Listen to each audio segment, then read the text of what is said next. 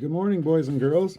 It's story time, and we are on chapter 13 of Texas Longhorns. Remember yesterday, Pa and Mr. Scott dug a well, and we found out that it was very dangerous back in the 1860s on the prairie to dig a well because Mr. Scott, remember Mr. Ingalls said, keeled over down inside the well. Today we have our next chapter. It's called Texas Longhorns. And a Texas Longhorn is a type of an animal that it's cattle. It's a type of cattle that's got very long horns. So you'll get to see in the picture here, a picture of them right here. It's kind of hard to see, but you'll get to see up closer in a little bit. Here we go. One evening, Laura and Pa were sitting on the doorstep. The moon shone over the dark prairie. The winds were still, and softly Pa played his fiddle. He let a last note quiver far, far away until it dissolved in the moonlight. Everything was so beautiful that Laura wanted it to stay so forever. But Pa said it was time for little girls to go to bed. Then Laura heard a strange, low, distant sound. "What's that?" she said. Pa listened. "Cattle, by George," he said. "Must be the cattle herds going north to Fort Dodge." After she was undressed, Laura stood in her nightgown in the window. The air was very still. Not a grass blade rustled, and far away and faint she could hear the sound. It was almost a rumble and almost a song. "Is that singing, Pa?" she asked. "Yes," Pa said. "The cowboys are singing the cattle to sleep. Now hop into bed, you little scalawag." Laura thought of cattle lying on the dark ground in the moonlight and of cowboys softly singing lullabies. Next morning, when she ran out of the house, two strange men were sitting on horses by the stable. They were talking to Pa. They were as red brown as Indians, but their eyes were narrow slits between squinting eyelids. They wore flaps of leather over their legs, and spurs, and wide brimmed hats.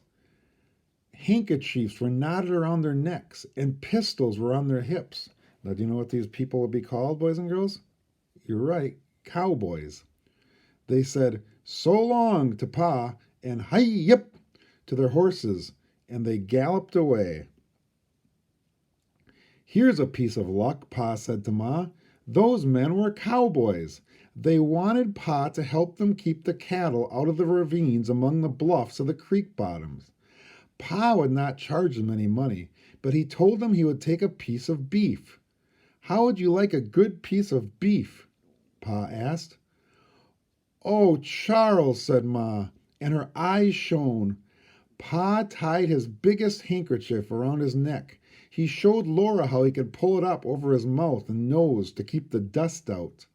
Then he rode Patty west along the Indian trail. All day the hot sun blazed, and the hot winds blew, and the sound of the cattle herds came nearer. It was a faint, mournful sound of cattle lowing. At noon, dust was blowing along the horizon. Ma said that so many cattle trampled the grasses flat and stirred up dust from the prairie. So, what's happening here, boys and girls, is Pa is going to be a cowboy for a while. Now, cowboys are things we don't see in Minnesota, but down in parts of the Southwest, like down in Kansas, Oklahoma, over here is New Mexico, Texas is down here, we still do see cowboys. Now, not as many, but there are still cowboys down there. And what happened, boys and girls, is these cowboys are driving the cattle north from Texas up to Fort Dodge. Now, Texas would be down here on the map, but it doesn't show it. And now we have trucks and trains to haul cattle, but back in these days there were no trucks or trains. So cowboys had to basically keep all the cattle together and bring them all the way up through Oklahoma, all the way up into Kansas to Fort Dodge. Now, at Fort Dodge, there was a train. And what happened at Fort Dodge was the cattle got put on the trains and they're shipped east. And out east, that's where they were sold to people to be eaten.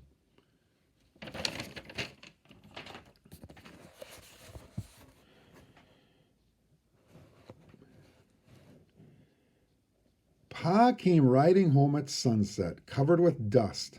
There was dust in his beard and in his hair and on the rims of his eyelids, and the dust fell off his clothes. He did not bring any beef because the cattle were not across the creek yet. The cattle went very slowly, eating grass as they went. They had to eat enough grass to be fat when they came to the cities where people ate them. Pa did not talk much that night, and he didn't play the fiddle. He went to bed soon after supper. The herds were so near now that Laura could hear them plainly. The mournful lowing sounded over the prairie till the night was dark. Then the cattle were quieter, and the cowboys began to sing. Their songs were not like lullabies. They were high, lonely, wailing songs, almost like the howling of wolves. Now, if you want to hear some cowboy songs, you can just go onto YouTube on Google and type in cowboy songs, and you can hear some of those. Laura lay awake, listening to the lonely songs, wandering in the night. Farther away, real wolves howled. Sometimes the cattle lowed, but the cowboys' songs went on, rising and falling, and wailing away under the moon. When everyone else was asleep, Laura stole softly to the window, and she saw 3 fires gleaming like red eyes from the dark edge of the land. Overhead, the sky was big and still and full of moonlight. The lonely songs seemed to be crying for the moon. They made Laura's throat ache. All next day, Laura and Mary watched the west. They could hear the faraway bawling of the cattle. They could see the dust blowing. Sometimes they thinly heard a shrill yell. Suddenly, a dozen long-horned cattle burst out of the prairie, not far from the stable. They had come out of the draw, going down to the creek bottoms. Their tails stood up, and their fierce horns tossed, and their feet pounded the ground. A cowboy on a spotted Mustang galloped madly to get in front of them. He waved his big hat and yelled sharp, high yells. Hi, hi, hi, hi, hi! The cattle wheeled, clashing their long horns together. With lifted tails they galloped, lumbering away, and behind them the Mustang ran and whirled and ran, herding them together. They all went over a rise of ground and down out of sight. Laura ran back and forth, waving her sunbonnet and yelling, "Hey, hey, hey, hey!" till Ma told her to stop. It was not ladylike to yell like that. Laura wished she could be a cowboy. Late that afternoon, 3 riders came out of the west, driving one lone cow. One of the riders was Pa, on Patty. Slowly they came nearer, and Laura saw that with the cow was a little spotted calf. So you see why they call them Texas Longhorns? See those big long horns they have, boys and girls? And here's Pa coming with 2 other cowboys with Mama cow and her calf. The cow came lunging and plunging. 2 cowboys rode well apart in front of her. 2 ropes around her long horns were fastened to the cowboys' saddles. When she lunged with their horns towards either cowboy, the other cowboy's pony braced its feet and held her. The cow bawled, and the little calf bleated thinner bawls. Ma watched from the window, while Mary and Laura stood against the house and stared. The cowboys held the cow with their ropes. Well, Pa tied her to the stable. Then they said goodbye to him and rode away. Ma could not believe that Pa had actually brought home a cow, but it really was their own cow. The calf was too small to travel, Pa said, and the cow would be too thin to sell. So the cowboys had given them to Pa. They had given him the beef, too. A big chunk was tied to his saddle horn. Pa and Ma and Mary and Laura and even baby Carrie laughed for joy. Pa laughed out loud, and his laugh was like great bells ringing.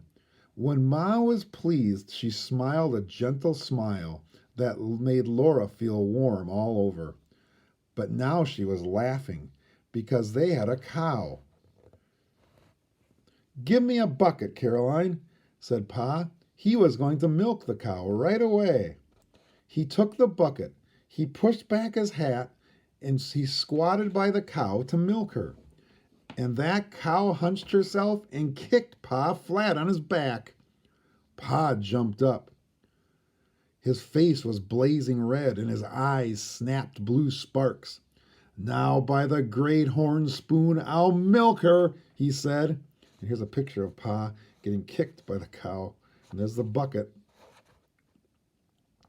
He got his axe and sharpened 2 stout slabs of oak.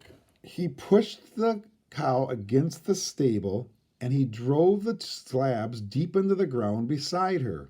The cow bawled and the little calf squalled. Pa tied poles firmly to the posts and stuck their ends into the cracks of the stable to make a fence. Now the cow could not move forward or backward or sideways. But the little calf could nudge its way between its mother and the stable, so the baby calf felt safe and stopped bawling. It stood on the side of the cow and drank its supper, and Pa put his hand through the fence and milked from the other side. He got a tin cup almost full of milk. "We'll try again in the morning," he said. "The poor thing's as wild as a deer, but we'll gentle her." The dark was coming in. Nighthawks were chasing insects in the dark air. Bullfrogs were croaking in the creek bottoms. A bird called, "Whip, whip, whippoorwill." "Ooh, ooh, ooh," said an owl. Far away the wolves howled, and Jack was growling. "The wolves are following the herds," Pa said. "Tomorrow I'll build a strong, high yard for the cow that wolves can't get into." So they all went into the house with the beef. Pa and Ma and Mary and Laura all agreed to give the milk to baby Carrie. They watched her drink it. The tin cup hid her face, but Laura could see the gulps of milk going down her throat, gulp by gulp. She swallowed all that good milk. Then she licked the foam from her lip with her tongue and laughed. It seemed a long time before the cornbread and the sizzling beefsteaks were done, but nothing had ever tasted so good as that tough, juicy beef. And everyone was happy because now there would be milk to drink and perhaps even butter for the cornbread. The lowing of the cattle herds was far away again, and the songs of the cowboys were almost too faint to be heard.